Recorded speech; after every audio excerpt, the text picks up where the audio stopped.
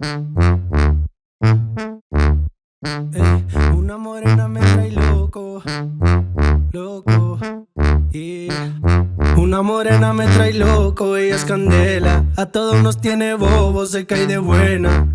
He intentado de todo a ver si me pela. No sé ni cómo, pero conmigo se queda. Esa morena chocolate tiene tremendas caderas. ¿Qué tal, amigos? Bienvenidos al Pórtico, a su podcast favorito. Hoy estamos cerrando ya por fin la temporada. Recordarán que hicimos una pequeña pausa en nuestra temporada normal para darles a conocer esta temporada especial para que conocieran a los candidatos, pero era porque les teníamos una sorpresa. Y estamos cerrando con broche de oro esta segunda temporada del Pórtico Podcast porque de invitado tenemos a Cuitláhuac García Jiménez, quien es el actual gobernador del estado de Veracruz. ¿Cómo está, gobernador? Bienvenido. Hola, ¿qué tal?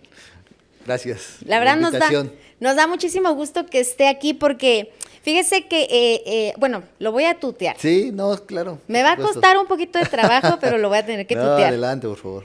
Fíjate, gobernador, que nosotros queremos que estos episodios sirvan de inspiración para otros jóvenes, para otras personas que tengan pues pensado hacer alguna carrera o que tengan alguna aptitud y que a lo mejor se sientan un poco inseguros, que considero que es algo que nos pasa a todos. Y a lo mejor a los no tan jóvenes, ¿no? A toda la gente en general. Entonces, esta es la idea principal del Pórtico. Y qué mejor que una persona que, pues, está en el gobierno del estado y que ha enfrentado muchísimas cosas para inspirarnos y para motivarnos. Así es que, pues, la verdad estamos muy contentos de que estés aquí con nosotros. No, al contrario, muchas gracias por la invitación y con todo gusto. Y pues para contribuir en lo que se pueda. Vamos a irnos de lleno entonces para que platiquemos sobre ti. Cuéntanos un poquito quién es Cuitláhuac García Jiménez. ¿Dónde nace Cuitláhuac García Jiménez? Bueno, yo nací entre Poza Rica y Tihuatlán, con una partera. Mi mamá iba saliendo de la Concepción, municipio de Tihuatlán, y bueno, la urgencia la agarró entrando a Poza Rica, pues hace 56 años de esto. Y ahí, en un puente que se llama el Hueleque, ahí nací, en manos de una partera. Ella registró el nacimiento así, la señora Julieta Jiménez dio a luz a un niño vivo el 18 de abril de 1968. Pero quisieron registrarme, porque pues uno nace en un lugar, pero luego los padres te registran en otro. Sí. Así ha sido para todos.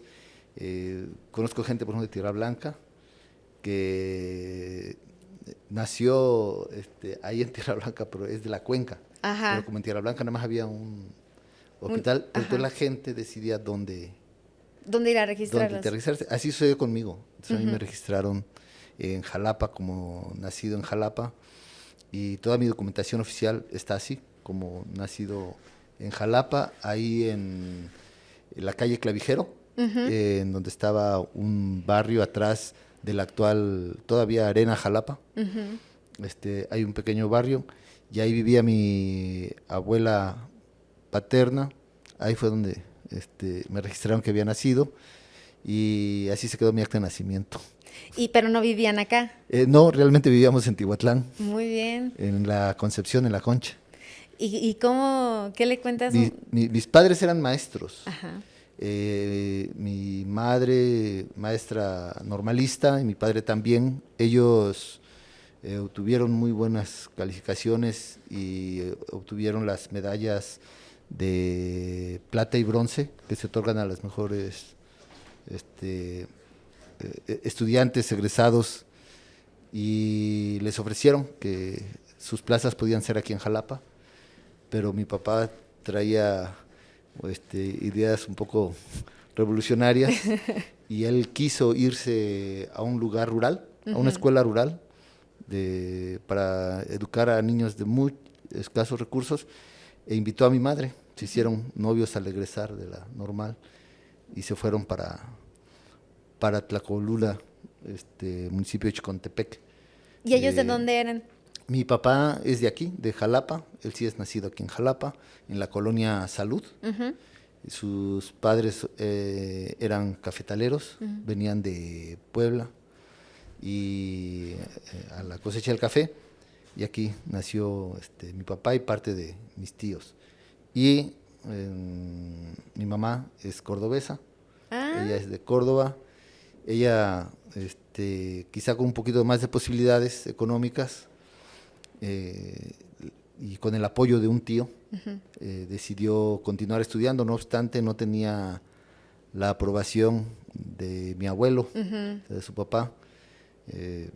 Era un poquito, como era la hija mayor, no quería que siguiera estudiando. Sí, no, su responsabilidad era quedarse en la casa. Quedarse a cargo de la casa, cuidar a mi abuela, a él. Pero mi mamá desarrolló mucho la lectura, también le gustaba declamar, leer poesía. Alma de poeta, sí. Y pues estando en Córdoba, también una ciudad que tenía cultura en ciertos estratos, con el apoyo de su tío, mi tío abuelo, se vino a Jalapa a estudiar la preparatoria y al mismo tiempo entrar a la Normal Veracruzana. Entonces se conocieron en la Normal. Ok, y entonces Cuitláhuac ya nace aquí en Jalapa, bueno, nace en el camino. Nace en el camino. Se adelanta en el camino y ya pero te quedas finalmente aquí. Los veracruzanos nacemos donde queremos. Eso sí. Ya lo dijo Chabela Vargas con los mexicanos. ¿Y qué pasa después? Ya estando aquí en Jalapa, ¿cómo es que empiezan? ¿Eres el tercer hijo? Somos 6 hermanos, una mujer y 5 varones. Ok, entonces la responsabilidad no la tenías, digamos que tanta. Yo soy el segundo de la fila y mi hermano mayor es el doctor Jicotencal, él es neumólogo. Y sí, sobre los dos recayó buena parte. La verdad es que mis padres como maestros pues iniciaban sin nada y tuvieron que estar viajando a varios lugares y a nosotros nos ponían a hacer de todo en la casa, a cuidar también a mis hermanos, y por fortuna tuve esa educación donde los padres te hacen responsables desde niño, joven, y también las actividades de la casa, limpiar, lavar trastes, todo lo que significa el quehacer doméstico, ayudábamos, nos enseñaban. No obstante, mi mamá tenía alguien que le ayudara, una señora que le ayudara tanto a cuidar a los niños como a hacer la comida o eso, porque ellos estaban sí, es que la docencia, esa es la cosa de la docencia, ¿no? Sí. Que sí, tienes que estar ahí. Y todo lo demás nos lo dejaban para nosotros también como una forma de educarnos. Y también cuando mi hermana, pensábamos nosotros que nos iba a salvar de esas actividades, mi mamá con sus ideas muy revolucionarias liberales, también. Sí, dijo que no, que mi hermana iba a estudiar. Yo recuerdo mucho esas palabras cuando una ocasión le estábamos lavando los trastes y todo eso, y yo de niño, y le decía, bueno, ¿y por qué mi hermana está en su cuarto sin hacer nada? Porque yo estoy lavando los trastes. Lavando los trastes, trapeando, limpiando la casa. Y me decía, porque ustedes son varones y ella es mujer y ella va a estudiar. O sea que era lo contrario a esta idea que normalmente se tiene en un hogar. Así es. Rompió los estereotipos y se nos quedó muy marcado. Mi hermana hoy es cardióloga, especialista en intervención al corazón, con una técnica que no es de abrir el pecho para intervenir el corazón, no es así, es una cirugía que se hace a través de un catéter que se te va metiendo y te van guiando. O sea, un procedimiento bien complejo. Muy complejo, es una subespecialidad después de cardiología. Entonces, pues a esos niveles llegó mucho por esta formación que mi mamá le dio desde pequeño, y bueno, mi hermana que también es excepcional. Me imagino cómo rompió estos estereotipos y qué marcó en la vida de Cuitláhuac García Jiménez este cambio de educación y esta revolución que me imagino se vivía, bueno, me imagino, y además ya sabemos porque en el episodio anterior estuvo Tonatiuh. Ya saben parte de la historia. Y nos contó un poquito de ese chismecito que decía que a la hora de la comida no era una comida normal. ninguna hora de la comida en ninguna familia es normal. Sí. Todos tenemos, la sobremesa es muy especial en todas las familias. Sí, nuestras sobremesas eran muy especiales. Bueno, primero nos llamaban a todos a comer, así obligado llegar desde niños, pero había mucha discusión política de las cosas que estaban pasando actualmente.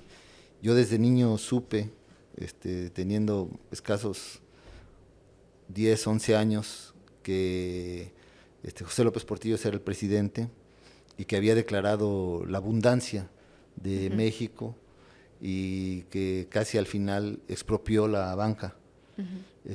Bueno, un niño de 10 años, ¿no? ¿De dónde? ¿Cómo por qué? Sí. Sí, pero mi padre lo comentaba y llevaba mucho periódicos y revistas. Yo me hice un lector de las noticias. Estando en la secundaria, aprendí mucho de eso.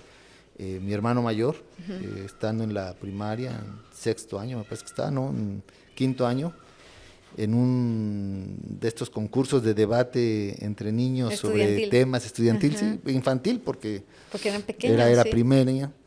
Le tuvieron que decir que ya concluyera porque se empezó a meter con el gobierno y le dijeron, mira, te vamos a dar primer lugar, pero ya yo decía, no, yo quiero acabar todo mi discurso y lo voy a acabar.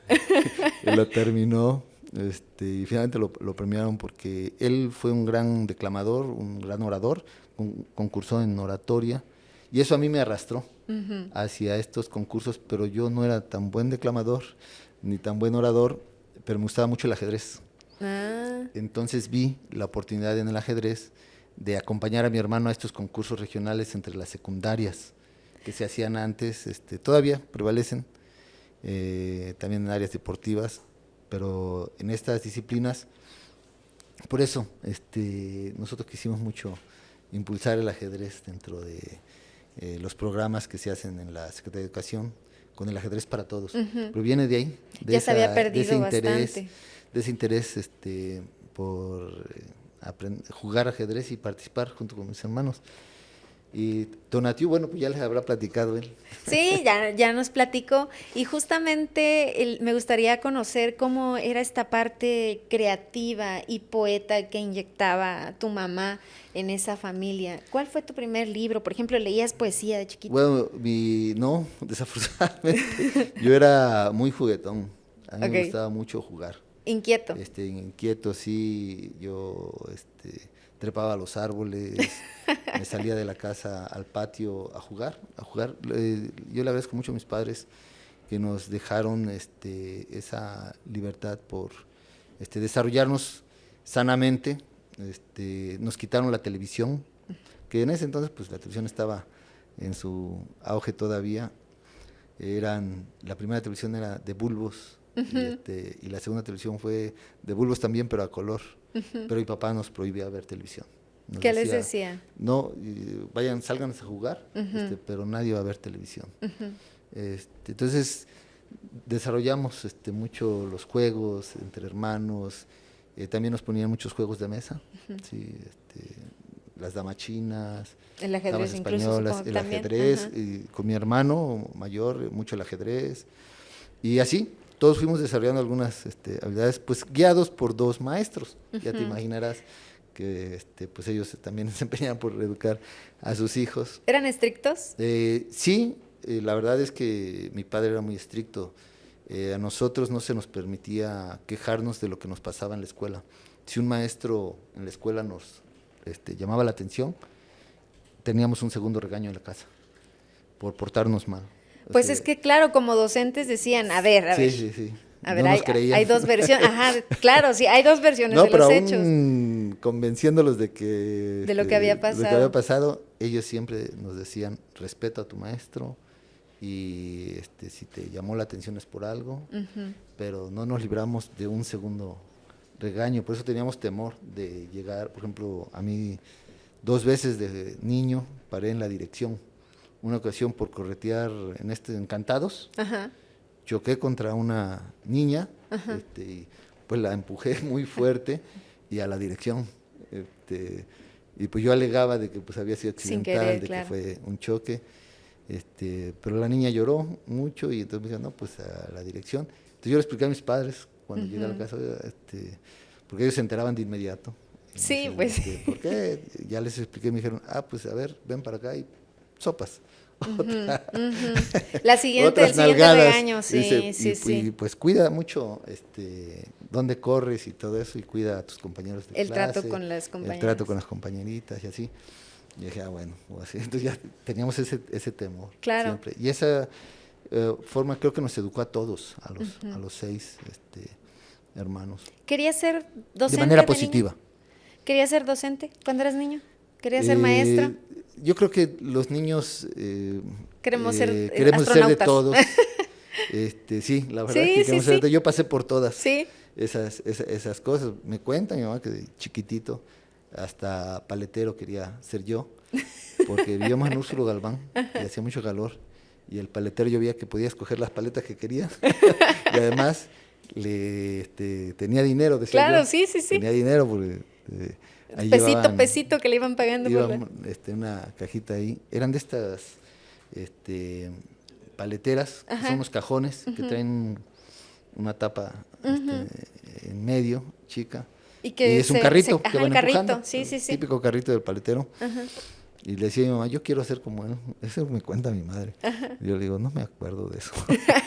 Y justo cómo fue esa infancia en Úrsulo Galván, en esa zona, playa. Primero estuvimos en la Concepción de Tihuatlán. Ahí recuerdo muy poco, tenía 4, 5 años.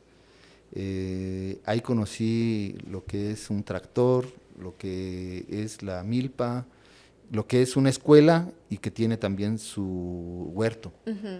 Mi papá promovió mucho eso. Y después vino un cambio, nos fuimos a Oaxaca.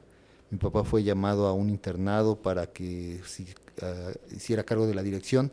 Y ese internado estaba cerquita de la capital, Oaxaca, en Reyes Mantecón, que está ahora ya absorbido por la ciudad de Oaxaca.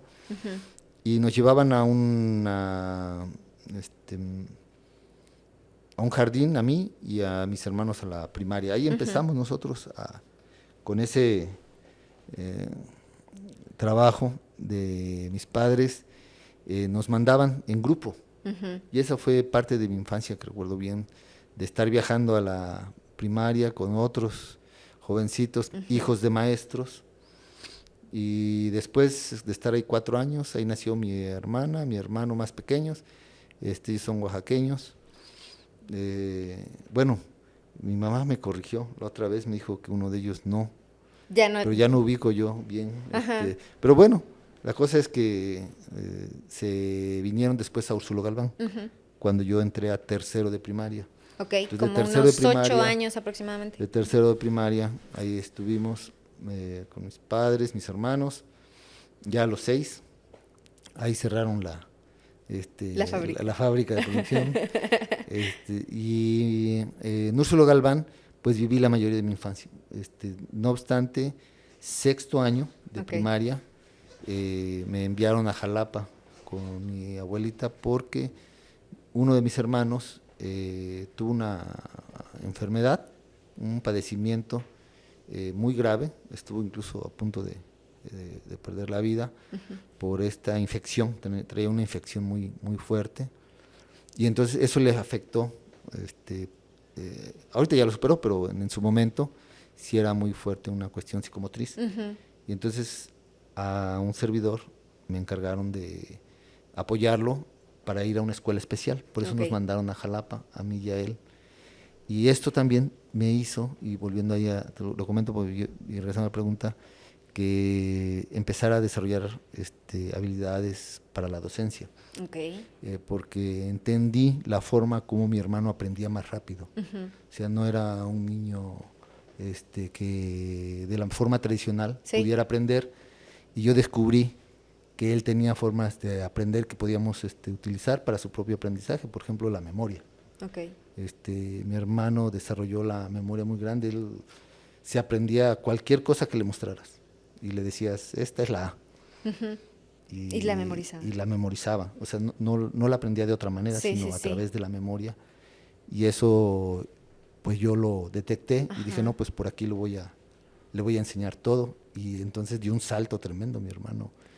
Creció, aprendió mucho. Empezó a ir ya a la escuela tradicional, Ajá. dejó la escuela especial y pasó a la escuela tradicional, sí, con dificultades, porque pues también dependía mucho de la atención que el maestro le diera.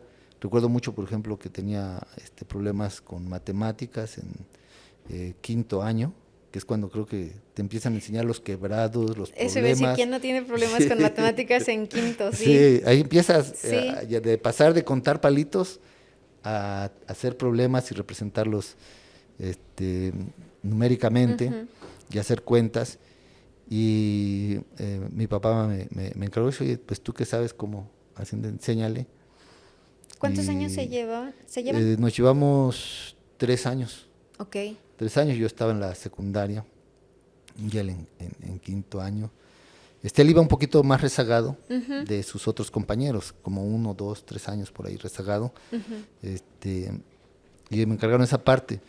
Entonces, como yo lo conocía muy bien, le di el tip clave, y recuerdo mucho que ese día, a un día siguiente, mi papá me llama y me dice, ven, quiero que vengas a la primaria a hablar con el maestro, porque nos quiere decir algo importante. Y entonces nos enseña el examen. Ajá. Y tenía 10. El primer 10 que había sacado en matemáticas. Entonces, mi papá como que de ahí prendió el ojo y dice, va a ser maestro. Y seguramente le brillaron los ojitos, ¿no? Porque por la mayoría de padres, madres, decimos, pues ojalá mi hijo o mi hija elija la misma carrera que yo. Sí, no, sí, ellos querían. Eso me insistieron mucho. A partir de eso, fueron muy insistentes conmigo, porque después de la secundaria se podía entrar a la normal directamente, sin pasar por la prepa. Sí, antes ese era el sistema normalista. Uh-huh. De hecho, mi generación fue la última que tuvo esa oportunidad. Uh-huh. Cuando estaba en tercero de secundaria, ahí en la Técnica 3 en Ávila Camacho, me estuvieron insistiendo muchísimo que me inscribiera. Yo sospecho incluso que hasta tal vez me inscribieron sin que yo supiera, porque faltaban unos días para el examen a la normal y me decían, oye, vete, va a hacer el examen. Y le decía, pero si yo no me inscribí. Pero tú ve. Pero tú ve, ya. Y yo pienso que ellos pensaron en llegar a convencerme. Ajá. Y yo dije, no, yo quiero, en ese momento quería ser, creo que ingeniero químico o algo así. Ajá. Pasé por muchas aspiraciones de ser profesionista, uh-huh, pero dije, no, ahorita maestro, no, mejor dije, no veo cómo podría ser maestro. Y mira. Y aquí está. Pero no hubo regaño, sí, ni consecuencia de decir no siempre quiero. Nos dieron esa libertad, mis padres, que nosotros decidiéramos. No presenté el examen de la normal, presenté el examen de la oficial B, uh-huh, que está en Insurgentes, aquí en Jalapa, y lo pasé. Entonces ya de ahí también presenté examen en el CETIS de Banderilla, uh-huh, cuando apenas surgió la escuela, y también lo pasé. Y ahí tuve que tomar una decisión, porque en el CETIS mis padres eran maestros. Uh-huh. Eran los maestros del CETIS. Okay, entonces, ¿y a quién quiere que esté vigilado, sobre todo en tu adolescencia, por los padres ahí mismo en la escuela? Entonces dije, no, yo me voy a la oficial. Ve, aprovechando que había pasado el examen, porque no quiero que me vigilen mis padres. Y sí es cierto que el oficial B es difícil. Tiene esa fama, creo que todavía la conserva. La verdad es que sí son muy buenas escuelas. Ahora que conozco varios bachilleratos, pero no son las únicas. Uh-huh. Te he de decir que hay jóvenes de la Antonio María de Rivera que me han sorprendido muchísimo. Sí. Jóvenes de la Constitución, uh-huh, también. O sea, la verdad, del artículo 3º, sí, también. Yo creo que la escuela puede contribuir en algo, pero el desarrollo depende mucho también de los maestros que tocan y de lo que tú le pongas. Dicen los maestros que la mejor escuela padres, siempre es la que está cerca de tu casa. Sí, y que en la que te puedes desarrollar. Exacto, bien, sí, ampliamente. Sí. Porque la oficial, pues sí, ahí había jóvenes muy destacados, muy inteligentes. Y además salen, y la mayoría optan por las ingenierías, que no son nada sencillas. Pero te voy a decir que al poco tiempo yo comprobé que también la Juárez estaba, uh-huh, resurgiendo. y luego poco después el Cebetis 13. ¿Cómo lo vi? Cuando ya llegué a ser maestro de la universidad, evaluaba yo a los que venían, a los jóvenes que venían, y ahí es cuando yo veía estudiantes muy buenos de el Cebetis 13, de la Juárez y de la Oficial B, pero también llegué con jóvenes de la Constitución, del artículo 3º. Claro. Así, y los veía que se desenvolvían bastante bien. Entonces, pues es relativo, ¿no? La escuela donde te toque. Pero sí, la verdad, la Oficial B tiene esa fama. Es muy buena. Es buena y sí te impone una exigencia muy, muy fuerte. ¿Decidiste estudiar ingeniería? Ahí es cuando tomo esa decisión porque mi hermano mayor me dijo que él iba a estudiar medicina y que no quería 2 médicos en la casa. Se van a pelear los pacientes. Yo le había dicho, no sé si de broma o si realmente lo quería yo, que yo iba a estudiar pediatría. Y se molestó mucho. Dice, ¿por qué siempre escoges lo que yo escojo? Eso es muy de los hermanos mayores. Sí. Y entonces me dijo, no quiero. Entonces cuando la prepa escoges qué área vas a seguir, estaba biológicas y estaba exactas. Y entonces yo molesto le dije, pues yo me voy a exactas, digo, para demostrarte que puedo. Yo puedo y que no te voy a seguir. Y ya me metí al área de exactas y me gustó muchísimo. Entonces ahí también tomé la decisión de que tendría que ser ingeniería. Ok, y ya después la docencia, ¿cómo fue? ¿Cómo te invitan? La ¿No fueron tus docencia alumnos fue, alguno de ellos? ¿No fue? Él estudió ingeniería. ¿Quién estudió ingeniería? Ya, pero quizá no en la época en que yo fui maestro. Sí, ya está. Ahí está, tenemos un testigo. Es ingeniero civil. Tenemos pues tú sabes un poco la fama que me hicieron. ¿Qué me hicieron? Yo no fui, dice. Sí, pero la docencia no surgió en ese momento. Yo quería ser ingeniero para ejercer en la industria y quería seguir porque había leído un libro de Elena Poniatowska, sí, La noche de Tlatelolco, y me impresionó mucho el papel que jugó el ingeniero Alberto Castillo.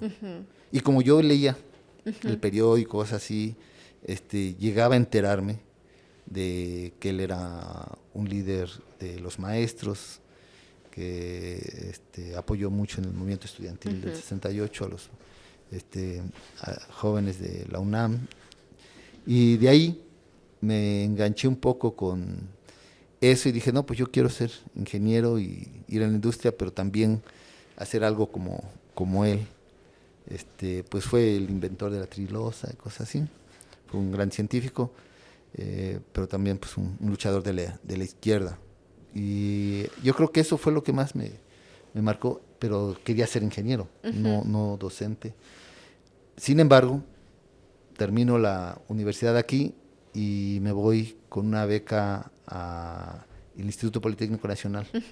Aunque yo había querido entrar a la UNAM, pero la opción que encontré fue ahí por el tema de la beca en el Politécnico, y pues que mi padre ya no, así que los grandes recursos pues no tenía, éramos 6, ya todos creciendo, todos en las escuelas, y la demanda era mucho mayor. Entonces me dijo, solo si tienes beca.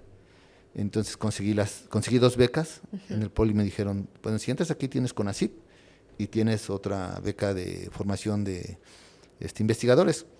Y le dije, bueno, pues sí, acepté, entré. Tuve un excelente maestro de matemáticas para ingeniería, excelente. Él era de Massachusetts, del Tecnológico de Massachusetts, nada más que había estado acá por un tema circunstancial. Y él nos dio clases, y yo creo que eso fue lo que también me marcó, el maestro Arturo Galán. Y él, con esas clases, yo pude entender finalmente por qué los ingenieros hacemos tantas trampas en matemáticas, con todo respeto para mis colegas. Lo que pasa es que somos muy prácticos. Sí. Y obviamente, pues si tú quieres estudiar matemática, pues estudias matemática, la ciencia pura. Pues yo me daba cuenta de que con las clases de él, que nosotros buscábamos siempre artificios algebraicos para evitar los conceptos muy concienzudos de las matemáticas, pero vi que explicarle ya al joven que tiene cierta base en ingeniería estos porqués de algunos procedimientos matemáticos y de cómo lo usamos en la tecnología y en las formas prácticas, también era una forma de enseñar. Y entonces cuando regreso del Instituto Politécnico Nacional de hacer la maestría ya aquí a Jalapa, lo primero que quise es seguir jugando básquetbol y fútbol como lo hacía cuando estaba en la universidad, pero mis padres me dijeron, no, aquí se trabaja o se estudia. Y como ya terminaste de estudiar la ESA, pues a ver, ponte a trabajar. Y le decía yo, es que estoy haciendo mi tesis, y no sé qué. Y me decía, no. Dice, en este momento vete a la UVEC, a la Universidad Veracruzana.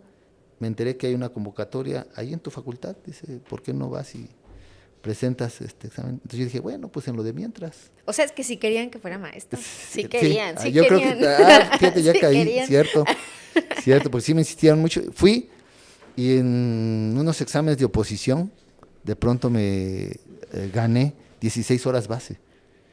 Entonces cuando regreso a la casa después de eso me dice, ¿cómo te fue? Digo, pues ya tengo 16 horas base. Dice, ¿cómo? Dice, eso es muy difícil, pero fue circunstancial. Realmente esa historia alguna vez la contaré completa. Pero entro como maestro de la universidad así por horas. Y también me doy cuenta que los maestros por horas de la universidad 16. Ganan muy poco base, lo cual me permite ya tener algo seguro siempre, pero no suficiente. Entonces, ser maestro por horas realmente es no es lo que uno no es tan viable en la docencia, sí, económicamente hablando. Económicamente, que hay que esperar. Pero 16 ya era un buen, así que empecé a competir por otras materias y llegaba a tener hasta casi 30 horas a la semana, mes, como le llaman ahí en la universidad, de docente. Y de ahí descubrí que en efecto me gustaba dar clases. Ahí fue cuando ya dando las clases. Sí, ya siendo, y con la guía de mis padres. Claro. Porque llegaba pues eran los mejores a comer y me decía, no, eso no lo hagas así, cometiste un error, así nos enseña. Tus maestros privados. Sí, realmente cuestiones pedagógicas que uno ignora, porque llevas una formación diferente a un maestro normalista, pero ellos me dieron esos tips y esa formación pedagógica que yo requería. Y entonces empecé a modificar la forma en que yo daba clases, como había iniciado. ¿Cómo qué periodo de tiempo pasó entre que ya empiezas a dar yo clases? Creo que como un año. O sea, en un año luego empezaste como a armarte mentalmente a pensar un plan. Que no estaba haciendo las cosas muy bien. Por ejemplo, un plan educativo. Sí, así es. Es una estrategia pedagógica.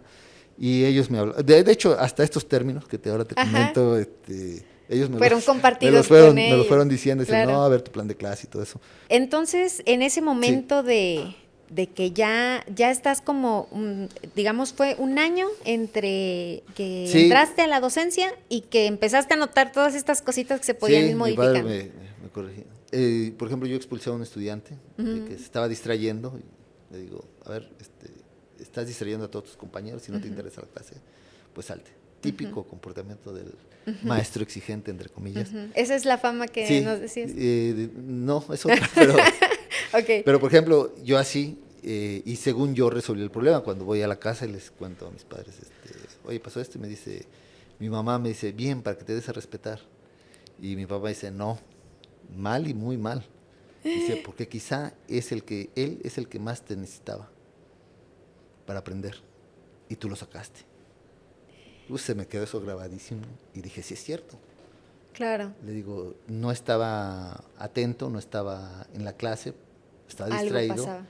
Algo pasaba con él. Y yo debía haber implementado una estrategia para captar su atención, pero también atender.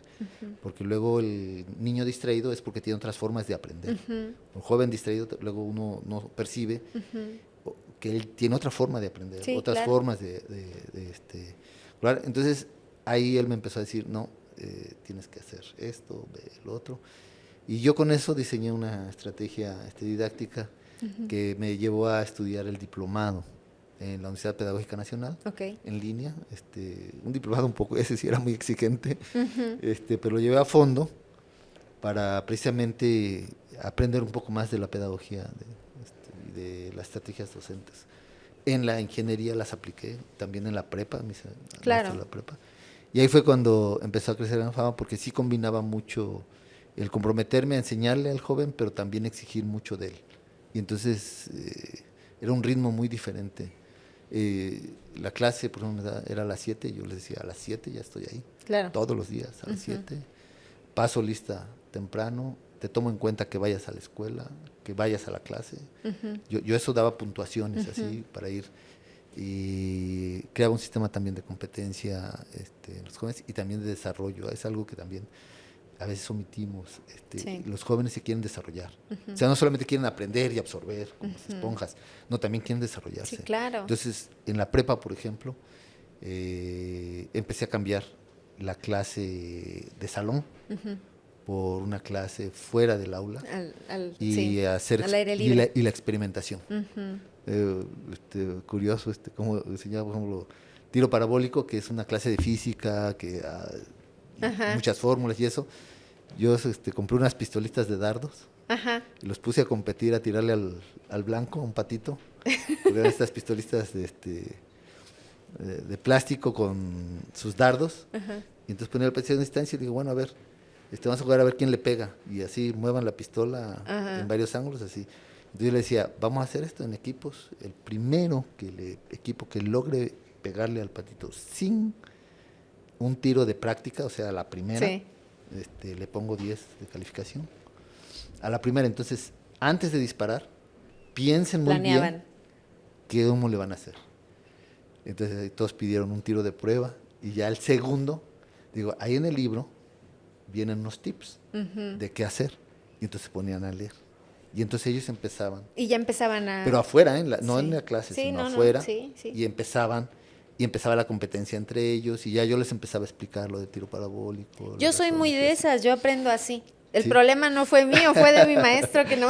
Sí, fíjate que ese es un problema.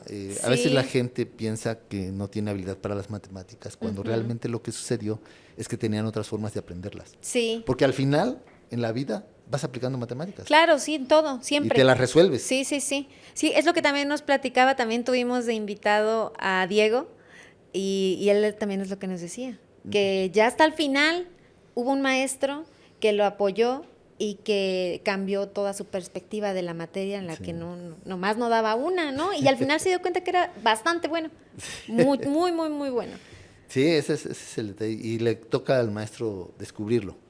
Bueno, ahora, podríamos estar hablando de la docencia por muchísimo tiempo más, pero yo creo que también todos quieren saber cómo pasó entonces de la docencia a ser gobernador, porque obviamente la docencia, como también lo decía, tiene mucho de esa rebeldía, de este corazón de izquierda, de esta, digamos, de todo esto que fueron fomentando también en el día a día en su casa. Sí, bueno, no obstante que pues me dediqué a la docencia y algunos estudios de posgrado, yo creo que influyó mucho la formación que tuve desde joven y niño, leyendo y sobre asuntos de izquierda. Yo participaba mucho en los partidos políticos como activista, o sea, era el que andaba pintando bardas, el que andaba, por ejemplo, cuando el PMT surge y me entero de que existe el PMT, yo quise involucrarme, pero el PMT era así como un partido que andaba cuidándose del régimen, porque Alberto Castillo fue perseguido y era el líder del PMT, Partido Mexicano de los Trabajadores. Entonces, para verlo a él algún día que visitara Jalapa, había que irse ahí al Jáuregui. En una esquina siempre ponían estos carteles de papel estraza, que son pintados con cuando anunciaban la arena, Jalapa, así, luchador tal contra tal, en la arena Jalapa, también el PMT, así es. Hacia eso. Entonces, ahí era yo donde yo iba y digo, pues aquí deben decir. Y decían, y ahí fue cuando me empezaba a enterar de esto y empecé a darle seguimiento a estos partidos de izquierda. Me enteré que estaba el PSUM, Partido Socialista Unificado Maíz, y la pregunta de por qué si eran de izquierda ambos, el PMT y el PSUM, no se unían. Había una revista que el PMT producía y ahí explican mucho de esta situación y la intención de unificar las izquierdas. Se logra el PMS, Partido Mexicano Socialista, con Eberto como primer candidato de la izquierda unificada a las elecciones de México en 1988. pero es cuando surge Cárdenas, y ahí también nos da una clase de política, el ingeniero Alberto, y él cede su candidatura para pasar a unirnos hacia la candidatura de Cuauhtémoc Cárdenas con el Frente Democrático Nacional.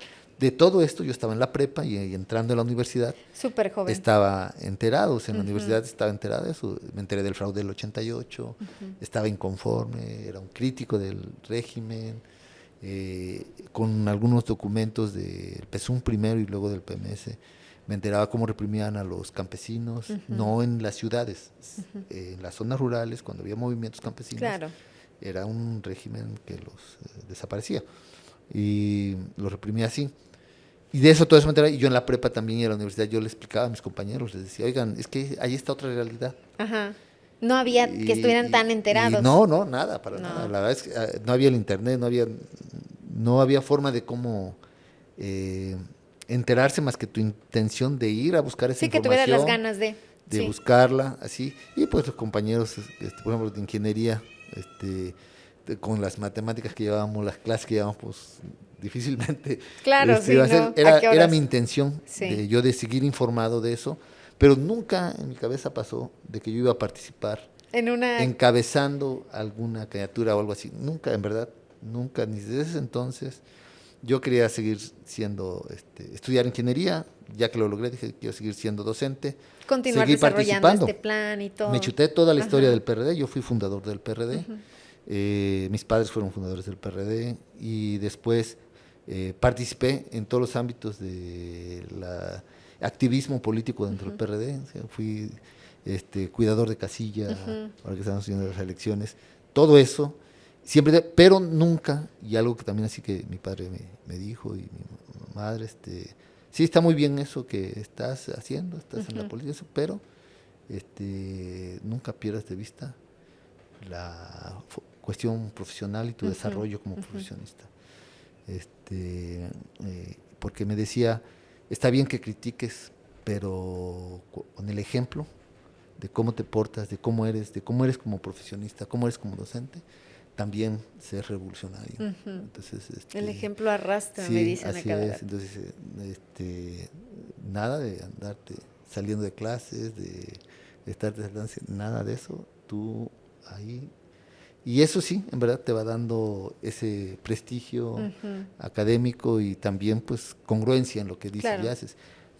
Y siempre algo también me dijo, no vayas a estar en luchas donde sepas que no tienes la razón.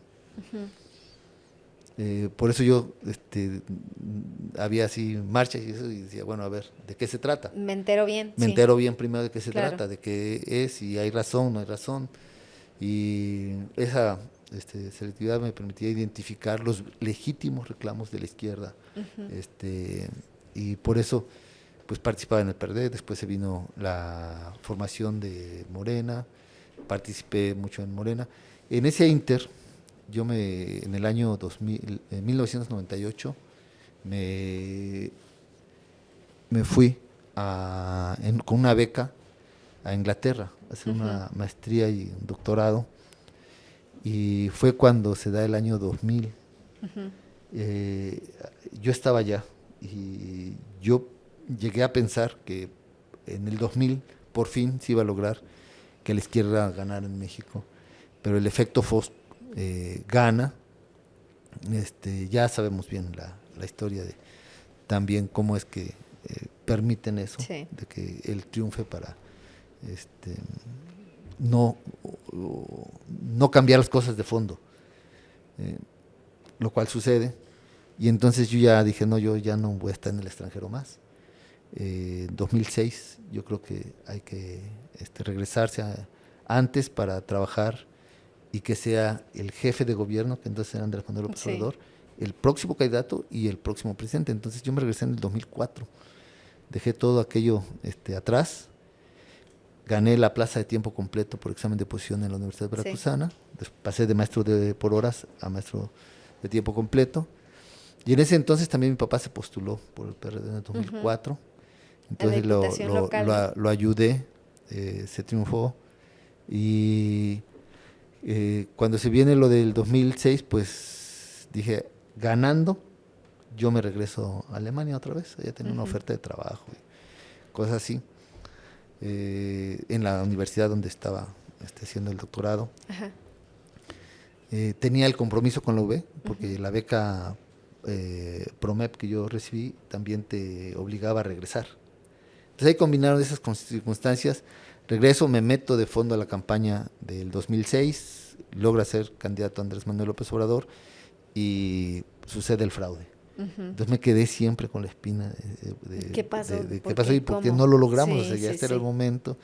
Y ya de ahí decidí, no me regreso. Y ahora de aquí en adelante, todo el tiempo disponible que yo tenga, se lo voy a dedicar al movimiento. Entonces el 2006 fue el parteaguas cuando, porque incluso yo llegué a comentar con varios de que ya la vía electoral estaba cerrada, que había que ir hacia el movimiento social o incluso a radicalizarse más todavía.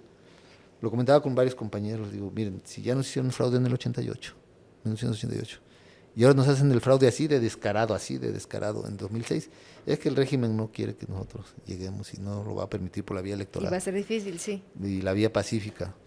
Y en eso estaba cuando Andrés Manuel convoca a México y él dice, ¿saben qué? Esto es a largo plazo y es por la vía pacífica. Cero de Nada de violencia, querer hacer, ajá. Cero violencia, cero de andar haciendo destrozos, vamos a convencer, vamos a organizarlos mejor. Y nos dijo así, no los engaño, esto no es para ahorita, mañana, pasado. Nada esto fácil. es una lucha a largo plazo. Y están de acuerdo, porque en ese entonces había también muchos que querían impedir la llegada de Calderón, tomando el Congreso en México y tomando Palacio Nacional y tomando y él advirtió que eso podría llevarnos a la guerra civil. Eso todo lo cuenta él, incluso en en la película de Mandoki, en esta película documental que hace Mandoki con él, sobre la vida de él incluso. Ahí cuenta esa parte, y yo era de los que estaban allá abajo, viendo eso y dije, no, pues sí es cierto. Nos vamos directo a la guerra civil y la represión, no sabemos si vamos a sobresalir, como pasó en el 88, en el 68, en la represión del 68, se acabó el movimiento estudiantil muchos. y no pudo volver a resurgir. Entonces dijimos, no, pues vámonos por esta vía. Y desde entonces, con la guía del actual presidente y dando clases, mis tiempos libres eran la organización. El movimiento. El movimiento, pero organizarlo. Me empecé a identificar con muchos jóvenes porque eran muy activistas. O sea, el joven es inquieto. Si tú lo metes a un cuadro así de que, a ver, vamos a leccionarte de cómo es, se pierde. Dice, no. Entonces empezamos políticamente a adquirir una guía política, ideológica, en el activismo. Y eso impactó a muchos jóvenes que hoy colaboran conmigo. Pero así se formaron ellos, o sea, ahí en el activismo. Y ayudó mucho que teníamos como pláticas, pero eran las pláticas de Paco Ignacio Taibo, de Salmerón, varios. Venían acá, el propio Noroña venía acá. Entonces organizábamos círculos de reflexión y conferencias con ellos, de muy cerca, de mucho contacto y muy cerca, con un muy cafecito abiertas. Y así, ¿no? Bueno, no, realmente era con lluvia en el Parque Juárez, con una lona chiquita de las que llevábamos y ahí invitando gente, pero también nosotros queríamos escucharlo. Claro. Luego en la casa de ustedes, en Chihuahua, teníamos un toldo, y ahí hacíamos las asambleas y ahí llegaban, ahí llegó Noroña, Luis Alcalde una vez, cuando estaba formando jóvenes con morenaje era. Ahí conocí, en esto conocí a Doreni cuando tenía 15 años, Doreni García Galletano, que no es mi hermana. Aquí hay alguien más que se apellida García. Pues Rocío Nale García. También. Jansen Escobar García, y Ricardo García Jiménez, el director del Instituto de Espacios Educativos. Cierto. Y él tiene todos mis apellidos. Sí, es verdad, verdad. La cosa es que en ese activismo me empiezan a nominar como posible candidato cuando se decide formar Morena. Y mi primera respuesta fue, no, yo no. No, gracias, paso. No, gracias, yo tengo... En esa época yo estaba por casarme. Pretendía una joven y... No, peor, o sea, no se pudo. Por no supe yo cómo organizarme, sí. cómo organizarme. Me aboco totalmente a la formación de Morena, se logra la formación de Morena y en 2014 dicen, bueno, pues vamos a ir trabajando para la primera elección de Morena, la elección federal de diputados, la intermedia,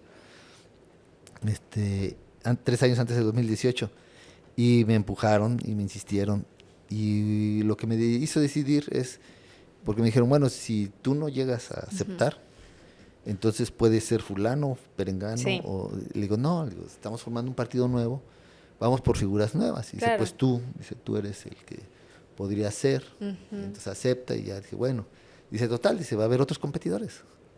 Entonces empecé a trabajar. Fue como no sabes si vas a ganar, pero fue ¿no? abril del 2014. Sí, eso, fue no sabes si vas a ganar, o sea, ¿para qué te relájate, sí. Y en ese entonces estaba la lucha de defensa del petróleo. Entonces supimos enlazar esa lucha y el trabajo proselitista y también de afiliación a Morena, pues estábamos en formación. Sí. Ya se había logrado el registro como partido político, se habían hecho asambleas, yo logré ser representante ante el Congreso Nacional de Morena, y eso fue dándose poco a poco, paulatinamente, cuando deciden ya nombrar a los primeros promotores de la soberanía nacional, porque estábamos defendiendo al país y la defensa del petróleo. Es cuando me llaman de México y me dicen, ¿sabes qué? Hay 3 personas que van a ser candidatos, precandidatos, tú eres una de ellas. Dice, pero ¿sabes qué? Pagar encuestas nos sale muy caro. Entonces vamos a hacer una encuesta, pero ¿por qué no? Si solo son 3, se ponen de acuerdo, y sería ideal que entre ustedes se pusieran de acuerdo y quedara uno nada más, por acuerdo, y no por... Entonces estaba los otros 2, y yo llamé a otro y le dije, oye, pues estamos tú y yo, pero dice, sí, a mí también me hablaron por teléfono, el comité dice que pues la encuesta es muy cara, no tenemos recursos, y dice, ¿por qué no lo decidimos así? Y me dijo, bueno, pues si tú, me dijo él a mí, si tú aceptas, dice, yo puedo ser tu suplente. Ah, bueno, pues vamos a hablarles y a ver si les parece eso. Dice, el otro, pues no pudimos contactarlo, de hecho no lo conocía quiso, muy bien, o tal vez no quiso. Entonces cuando nos hablan, nos dicen, si ustedes ya tienen desacuerdo, son 2-1. Dice, vamos a considerarlo. Eso pesa mucho aquí en el comité de elecciones. Y con un sondeo que hicieron, que no fue una encuesta, fue un sondeo, éramos totalmente desconocidos, pero no quedábamos tan mal. Y entonces me postulan como promotor de la seguridad nacional, y el posible candidato en el 2015. En febrero del 2015 me dicen, es momento que te registres, tú vas a ser el candidato, el otro compañero va a ser tu suplente. Y así inició ese trabajo político. Y aún así no te imaginabas ser gobernador del estado. No, también incluso en esas. Y de hecho se lo pedí mucho, la presidenta era la maestra Gloria Sánchez, y se lo pedí cuando le dije, maestra, mire, ya está, acepto ser el candidato, ya está el acuerdo, ya está el sondeo, me ponen a la cabeza, entonces vamos para eso surgí en primer lugar en una asamblea, eso también lo tomaron muy en cuenta, una asamblea de convocatoria abierta para Morena. Fui el que más votos tuvo, y le digo, pero ya no le vuelvo a aceptar otro. Digo, yo tengo mi vida de maestro, y además pues tengo planes. Yo todavía tenía yo esperanza de que me iba a casar. Y me dice, híjole, bueno, está bien, bueno, pues y se da el rompimiento, me acuerdo de mi relación, Y entonces dije, no, maestra, tengo todo el tiempo. Se está poniendo todo el tiempo todo disponible, le digo, para hacer campaña, permítame meterme a fondo. Y entonces me metí a fondo. Claro. Y yo inicié a recorrer todas las casas en las colonias, casa por casa, todos los días. Daba clases y me iba inmediatamente. Corriendo sábados, domingos, a caminar. todo, a caminar. Y imprimíamos unas impresoras de inyección de tinta, que les hicimos un arreglo ahí para que fuera tinta continua, y era más fácil rellenarlas que estar comprando los cartuchos, que salían carísimos. Y así nosotros imprimíamos en papel nuestra propaganda. Y la llevaban. Y en una impresora de tinta de estas. Antes de los periódicos. Entonces, en lo que yo me iba a dar clases, se dejaba la impresora imprimiendo, y así salía. Gobernador, me gustaría preguntarte una cosa que ahorita pues la estamos tratando un poquito de manera, digamos, superficial, ¿no? Hemos visto todos estos jóvenes que sabemos que estuvieron trabajando contigo, que estuvieron caminando contigo durante toda la lucha, y me gustaría saber cómo te has sentido de verlos ahora en su desarrollo, que supongo que tiene mucho que ver con estas pláticas, estos consejos, porque por ahí Doreni, por ejemplo, nos contaba que a veces le era difícil salir a comer porque tenía prisa, ¿no? Salía de la escuela, iba para acá y luego iba para allá, y entonces iba a comer con Cuitláhuac.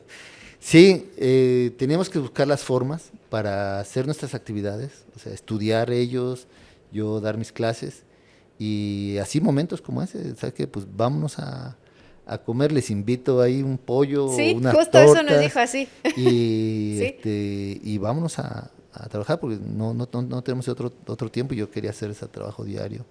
Entonces ahí estábamos, no teníamos recursos, nos pusimos a trabajar cómo adquirirlos, hicimos libretas, cosíamos, vendimos ropa en el bazar, reclutábamos ropa de compañeros, decíamos, oiga, ¿quién quiere donar? Le vendían ahí. Y entonces íbamos y vendíamos ahí, y así, esas formas para buscar recursos y mantener nuestro activismo, y ahí se formaron muchos. Ahí estaba Iván Joseph, estaba Esteban, Carlos Juárez, Noé González, casi todos los jóvenes que me rodean, todos, así, y siempre con esta cuestión de cero ambiciones personales, cero trabajar para uno mismo, o sea, es el movimiento, es el trabajo político, nada de protagonismos, nunca exhibirse, yo soy el, ¿no?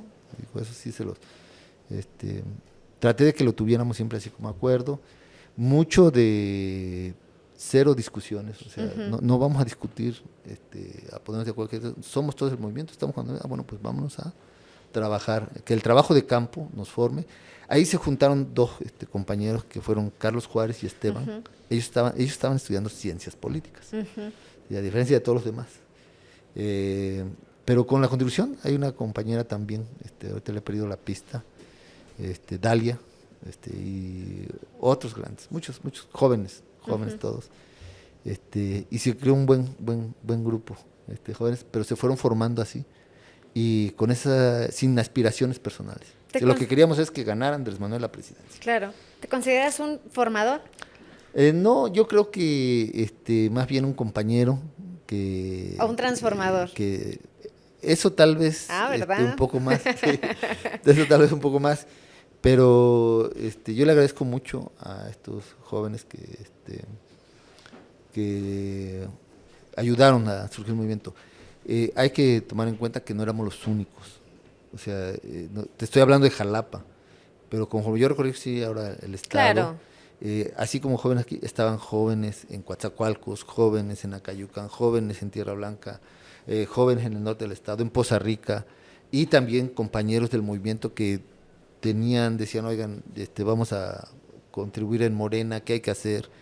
Entonces empecé a conocer, sobre todo en la asamblea estatal que se llevó a cabo en el Beto Ávila para aprobar Morena, ahí conocí a muchos compañeros, compañeras que fueron fundadores, y la guía del presidente de tampoco decir, yo soy fundador, yo merezco, no, es al contrario, nosotros somos servidores de este movimiento de apoyar, ayudar.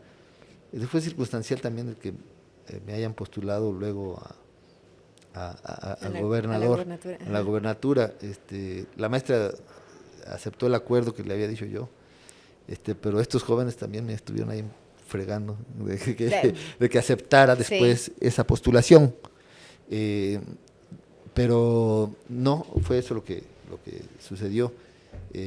Lo que pasa es que en el Consejo Estatal prevaleció el acuerdo que yo había hecho con la maestra Gloria, que era la presidenta de Morena estatal en ese entonces, de que a mí no me iban a postular, que yo había hecho un compromiso de quedarme como diputado federal y tan. Entonces ahí surgió Rocío Nale, que venía muy fuerte en el sur,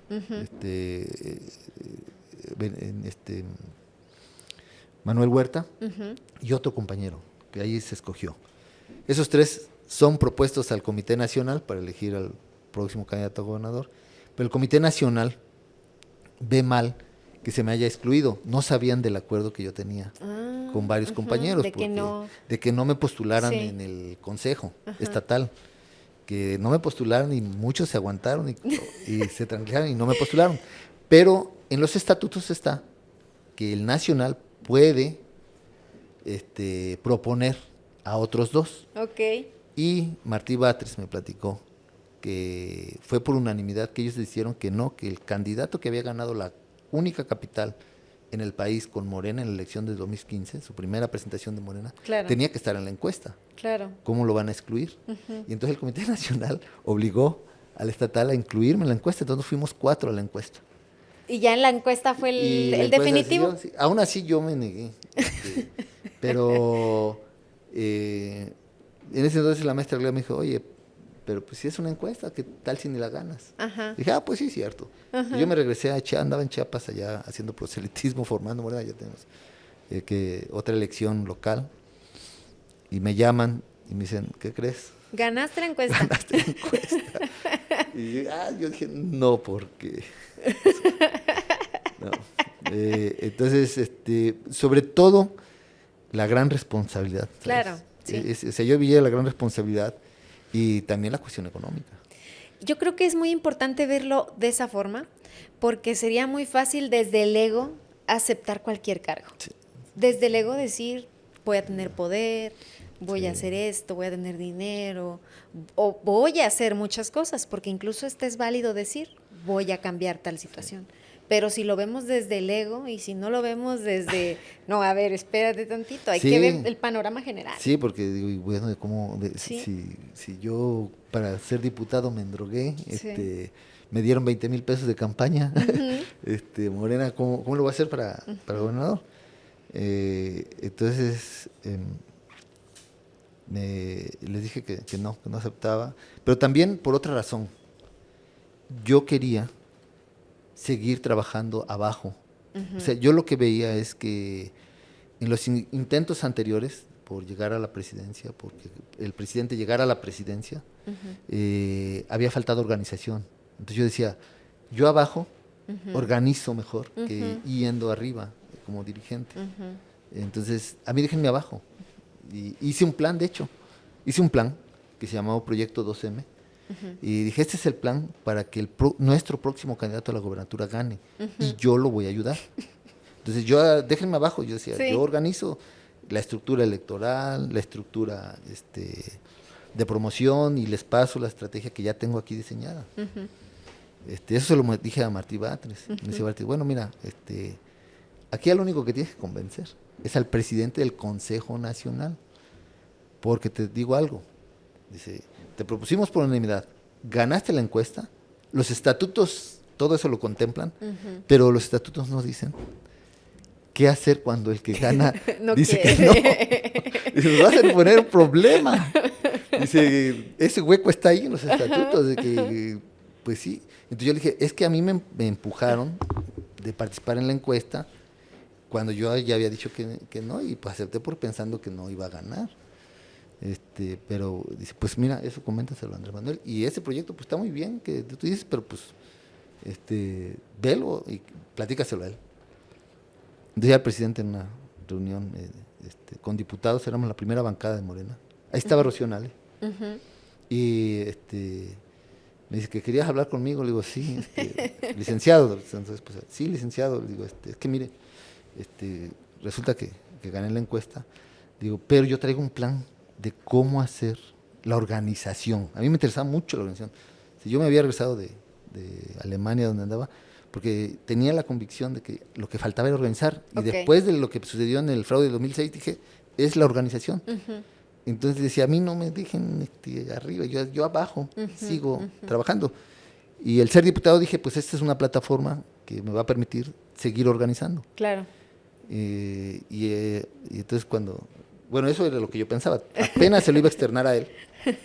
Y me dice, ¿por qué no? Digo, mire, es que yo soy un soldado del movimiento. Dice, ¿tú eres un soldado del movimiento? Sí, o sea, yo hago lo que el movimiento me diga, en verdad. Mire, me voy a dedicar al 100, acá abajo a organizar. Me dice, pero con el movimiento, sí, yo lo que me diga. Pero soldado en movimiento. Soldado en movimiento. Y entonces me dice, bueno, pues el movimiento te está pidiendo en la encuesta que tú seas el que vaya al frente. O sea, no soy yo, no es el consejo. Sí. La encuesta. Es el movimiento. La encuesta dice que el movimiento te está pidiendo. Es cierta, que tú vayas, esta cantidad de personas. Encabeces. ¿Sí? ¿Y ya qué le dices? Sí, no, esa plática con Andrés Manuel duró menos de un minuto. Sí. Menos de un minuto. Cuando me dice eso, yo dije, no, pues ya. Ajá. Pues, ¿sabe qué? Le dije, en ese momento, le dije, ¿sabe qué? El licenciado tiene usted razón. En este momento me regreso a Veracruz, estábamos en México, y a organizar. Y empezar. Para ganar. Porque también me dice, pues ya tienes ese plan, pues aplícalo siendo tú el... Claro. Y sí, empecé desarrollamos ese plan en 2016. ¿Y ya fue el plan que te llevó a la gobernatura? Pues ese nos hizo competitivos en 2016, a tal grado que la siguiente encuesta ya ni siquiera se hizo porque hicimos tan buen papel en 2016 que para la elección del 2018 el Consejo, por unanimidad, el Consejo Estatal votó que yo era el candidato y Rocío Nale también, que hizo un excelente papel y además era la coordinadora de la primera bancada, fuera candidata al Senado. Entonces fuimos juntos, Rocío y un servidor, ella al Senado y yo a la gobernatura y Andrés Manuel a la presidencia. Y esa trilogía pues logró el triunfo aquí en Veracruz, bajo ese plan 2M. De hecho, esos votos que se ven aquí y los de Rocío y el presidente precisamente llegaron, el presidente llegó a 2 millones de votos. Y es una estrategia electoral básica llevada al extremo. Con números, de seguro. Con números, como muchos lo dijiste. Números. Así con números. Y pero nunca fue esta intención mía de ir al frente, a la cabeza, a ganar por un ego, sino realmente por la organización y porque el actual presidente fuera presidente. Gobernador, ¿qué te llevas del gobierno del estado? ¿Cuál es tu mayor satisfacción hoy que estamos a nadita de que se acabe la administración? Sí. Y sobre todo como primer gobernador del Movimiento de Regeneración Nacional. El récord de obras. Logramos un récord de obras, están registradas todas, con fotografía, geolocalizadas, ahora que está el Google Maps, y están registradas en una plataforma en la que todo el mundo puede acceder para corroborarlas. Tenemos más de 3,000 obras, y el hecho de haber también darle un empujón grandísimo a la salud, a través de una infraestructura de salud, y haber saneado las finanzas. Hoy estamos en un momento histórico. Acabamos de vivir una de las elecciones más concurridas, con muchísima participación, como ya lo estábamos platicando hace ratito, y vamos a tener a la primer gobernadora, a la mujer, ¿no? Una mujer gobernadora que nos va a gobernar, y también a la primer mujer presidente del país. Como platicábamos también, de alguna forma esto fue una calificación. La gente calificó el gobierno actual, porque si no te gusta cómo te está enseñando el maestro, pues te cambias de salón. Sí, o cambias al maestro. Sí, o te vas de escuela. Sí, también.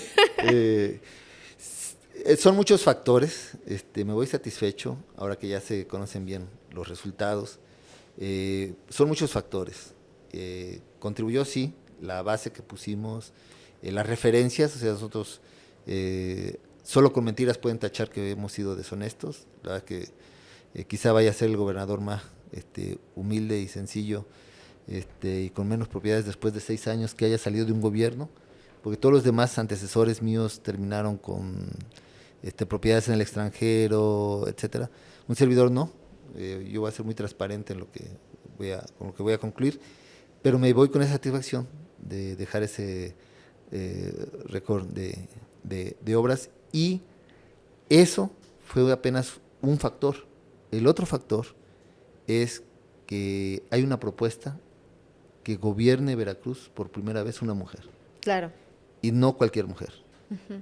Una ingeniera aprobada que sacó adelante la refinería más importante de México y de Latinoamérica, que demostró que tiene compromiso por Veracruz. Ella fue senadora por Veracruz, diputada federal por Veracruz, y ayudó desde que estaba en la Secretaría de Energía, nada más que no lo podíamos decir muy abiertamente. No. Por ejemplo, muchos trabajadores veracruzanos del área de la industria fueron contratados en la refinería Tabasco, uh-huh. Pero muchos. Yo cuando visité la refinería, entré al centro de control y como de 10 ingenieros, uh-huh. 8 eran veracruzanos. Claro, 2 bastante. Eran así. Y también mucho compañero de Tabasco, desde luego, era la mayoría. Sí, sí, en otras áreas era la mayoría. Y de Chiapas. Entonces, ella se preocupó porque Tabasco, Chiapas y Veracruz tuvieran, en el sur de Veracruz, tuvieran trabajo en la refinería, por una decisión de ella, de querer ayudar. Y desde luego levantar la industria petrolera como lo hizo, y obviamente eso ayuda a Veracruz, ahí en Minatitlán. Por eso ella gana 5-1 en Coatzacoalcos. Si alguien dice, bueno, ¿y cómo es que Rocío, estando en Tabasco, trabajando en una refinería, 5-1? ¿Y cómo que 3 meses escuchamos que ni siquiera es de Veracruz? Porque fue también, eso, ¿no? Eso también la atacaron mucho por eso, pero yo conozco mucho a Rocío. Sí. En verdad que es jarocha, o sea, y es sureña. No, o sea, mira, hay cosas que no puedo decir aquí, pero los compañeros del sur son apasionados. Sí. Ese sello lo trae Rocío. Sus hijas, veracruzanas. También. Su esposo, jarocho. Uh-huh. O sea, y algo muy importante, que es el sello de Rocío. Ese tacto de mujer para resolver problemas de Veracruz. Claro. Sí. Yo creo que eso es lo que también contribuyó muchísimo. Sí. Y a la par, una presidenta. Entonces, presidenta, gobernadora por primera vez, se da esa combinación y pues ve los números. ¿Pensaste alguna vez que ibas a estar en una situación así? En un momento histórico así, de esta forma. Nunca. No, yo creo que ni Rocío, Nunca fue nuestra aspiración. Uh-huh. Rocío y un servidor hicimos un equipo espléndido en 2018, y yo pensé que los dos íbamos a colaborar en el gobierno, o sea que íbamos a estar en el gobierno estatal, uh-huh. Ayudándome así, pero pues la llama el presidente a la Secretaría, uh-huh. de Energía, y pues ¿quién le dice no al presidente? No, claro, no, pues, y además algo tan importante. Y algo tan importante, sí. Y además de su tema. Sí, claro. Tema. Y todo eso a mí me permitió conocerla, y yo creo que eso contribuyó mucho, fue el otro factor, una veracruzana por compromiso, uh-huh. porque quiso aquí y que su familia es veracruzana. Ella va a proteger a los veracruzanos porque su familia es veracruzana. Claro. O sea, no va a pensar en otra cosa. Y bueno, ya la gente castigó el que la hayan atacado, que de Zacatecas y que cuántas mentiras. Porque, pues, sabes, la vida te pone de manera fortuita donde te desarrollas y agarras un cariño por la tierra. Claro. Y Chabela Vargas lo expresó, sí. Lo expresó mucho. Ella es sudamericana y dijo, los mexicanos nacemos donde queramos. Y aquí me quedo. Y aquí hay mucha gente que vino de fuera, se quedó aquí, y aquí hizo familia. Tiene hijos, nietos, ya veracruzanos, y que su ascendencia es de otro lado. Es una característica de los puertos, por ejemplo. Claro, sí. De todo puerto es así. Sí. Toda zona industrial es así. Y Veracruz, sobre todo. Y Veracruz, que es la puerta al mundo, exactamente. a Europa, claro, es así. Pero yo le he platicado, y se lo he dicho a Rocío, pero traes ese sello también, o sea, de tu ímpetu, y eso yo creo que empujó mucho o sea, yo gané por el 5.6% de diferencia. Rocío está ganando por más de 25 puntos porcentuales. Sí, de diferencia. Es que fue o sea, es brutal.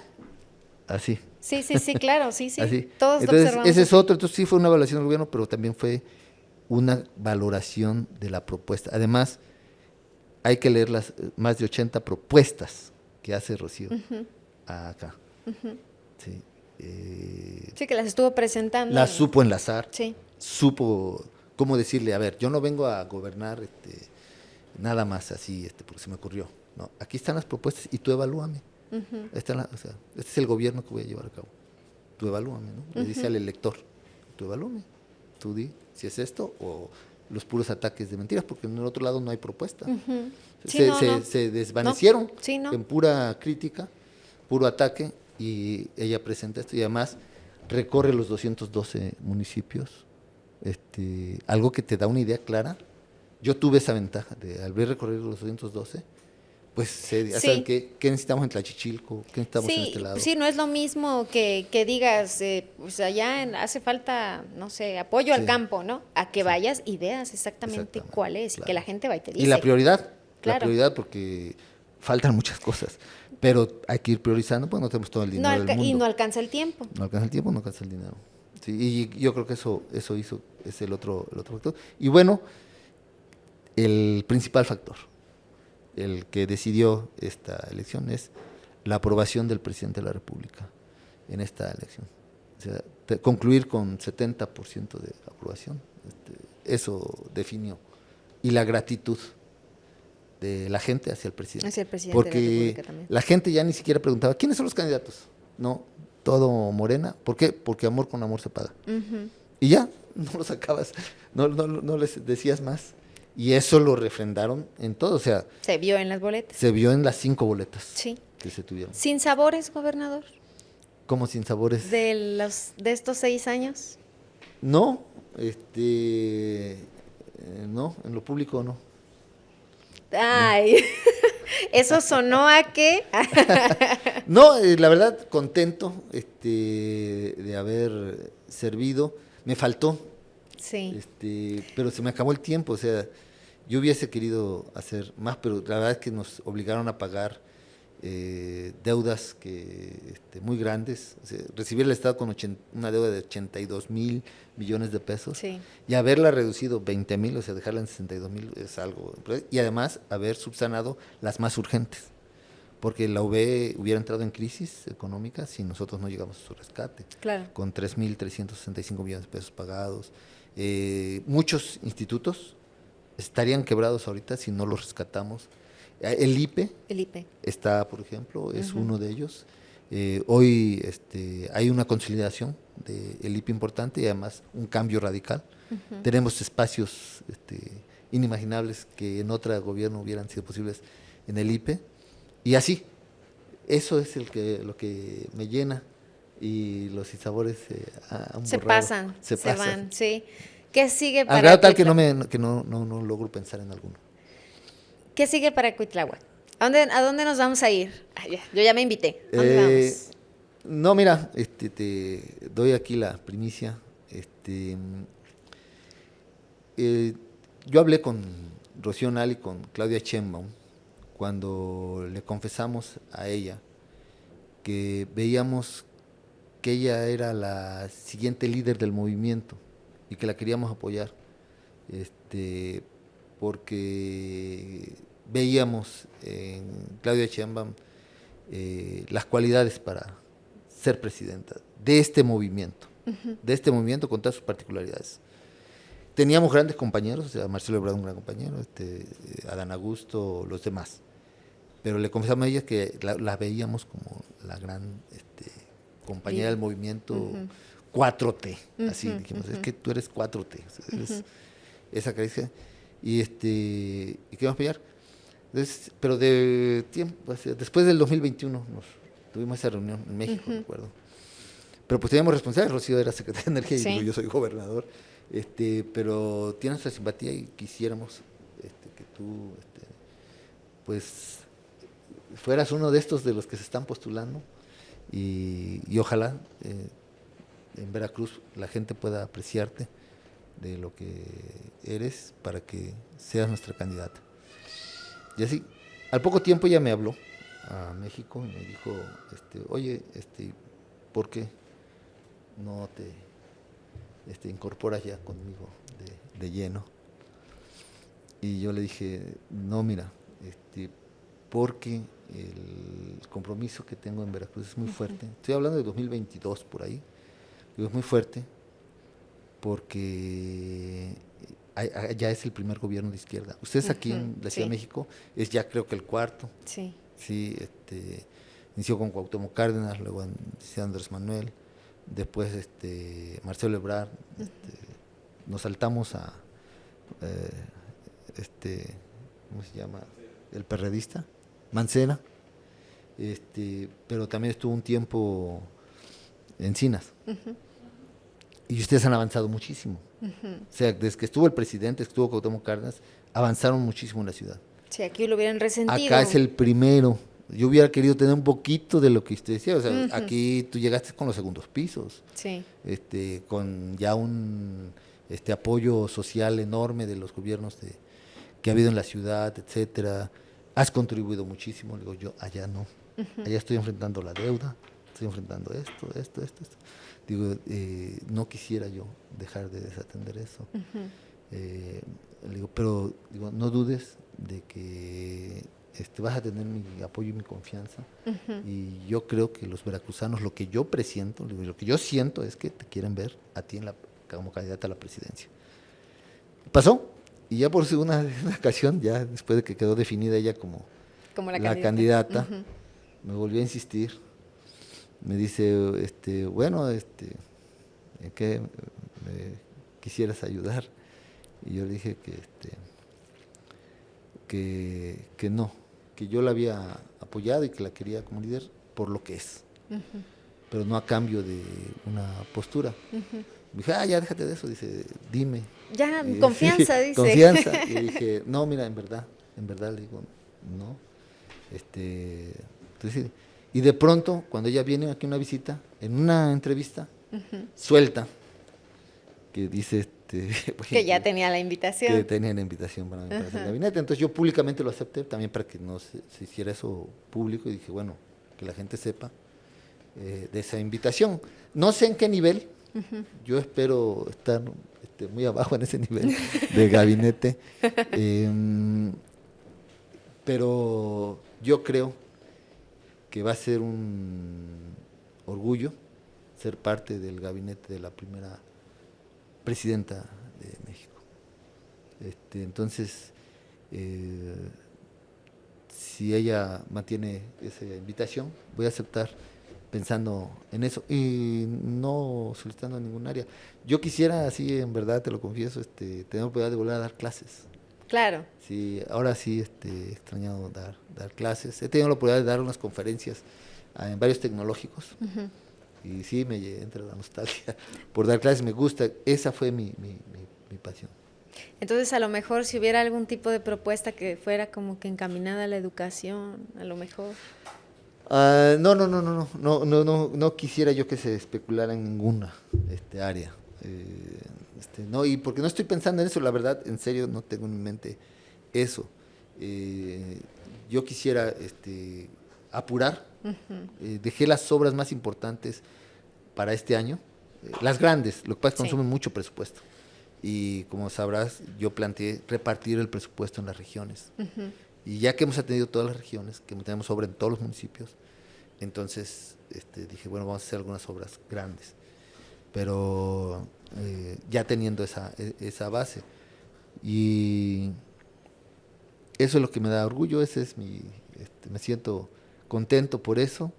ahí están, no son obras fantasma, están documentadas con fotografía, con ubicación, geolocalización por el internet, por las aplicaciones estas de mapas interactivos del Estado, y contento. Entonces, donde pueda contribuir, bien, y si no, también.